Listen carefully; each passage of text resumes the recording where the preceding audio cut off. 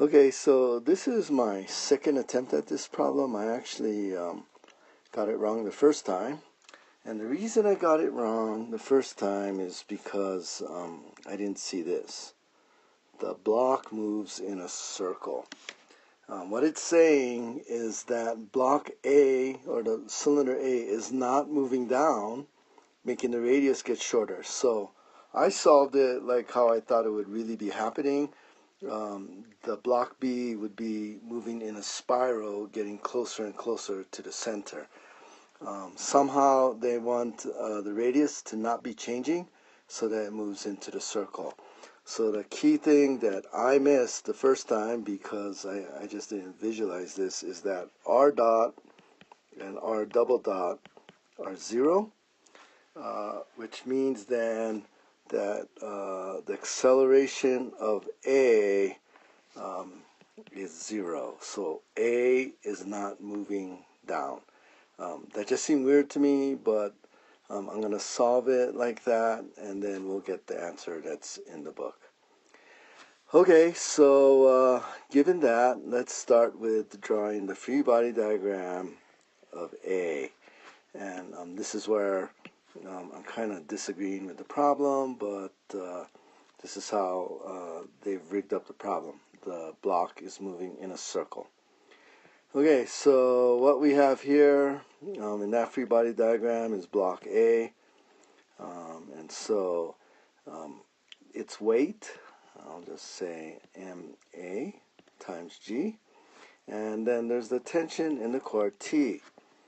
And what I originally had was that, and then this thing was accelerating down. Okay, so and I had MA times A.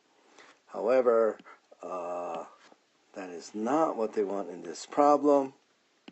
They're saying that the block is moving in a circle, so this cylinder is not accelerating down, so it's a statics problem, 0.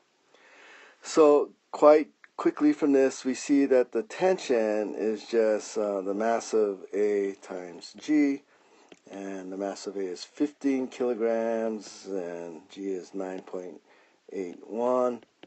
And so, I made my, that's 9.81, not G.81. So 9.81 times 15. The tension is 147.2 newtons. Okay, next, we do the free body diagram of the block. And a key thing about this is that the table is smooth, meaning there's no friction at the corner where the string is going down to A, and there's no friction under the block B. So drawing the free body diagram from the top view, we have this. Okay, so there's block B, and there's the little piece of string, and I cut through the string with a tension T, which is 147.2 newtons. There are no other forces. There's no friction going out because it's smooth. There is a weight going down into the paper and a normal force coming up out of the paper, but they cancel. And so that equals to mass times acceleration. And so we have the tangent acceleration in normal tangent is, so this is mass B, is v dot, and the normal acceleration pointing in towards the circle is v squared over r. Okay, so given that, let's quickly just do the some forces in the tangent direction first. So we get 0. There is no force going in a tangent direction. Has to equal mb v dots. From this we get v dot is 0.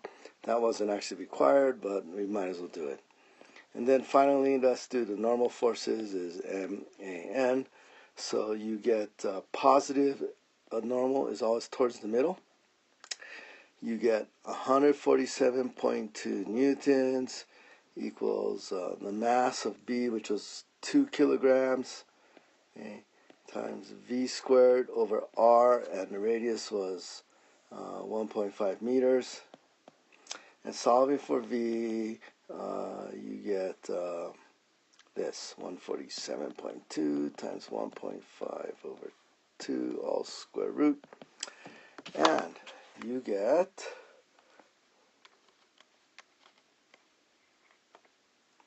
10.5 meters per second.